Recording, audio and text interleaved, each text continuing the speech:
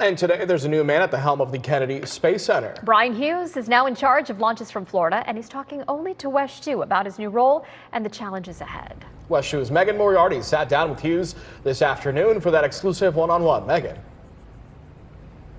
Well, he may be new to the role, but he is not new to the Space Coast, and his love for space and his ties to NASA run deep.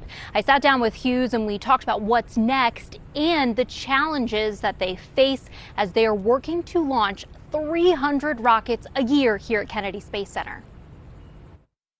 The seed that was planted was here at Kennedy Space Center. He's the new face of Kennedy Space Center. Brian Hughes has a long resume, the Air Force, the White House, and even serving as the chief of staff at NASA.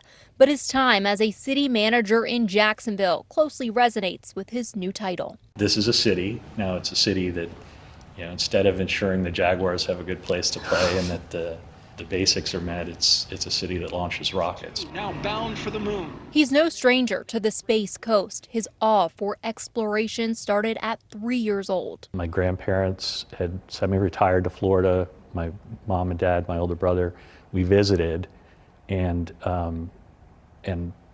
I distinctly remember everything about that visit.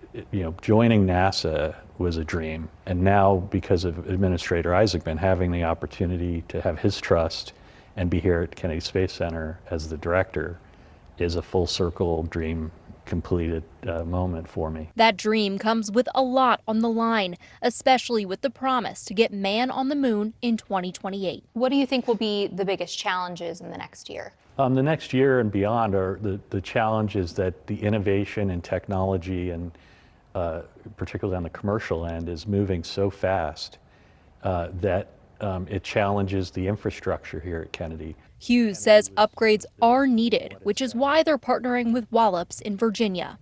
Any opportunity we have to build a synergy between the two facilities. But the hope is to do it all in the future. And I think the people of the Space Coast need to understand that they are part of an exciting time in the history of the world.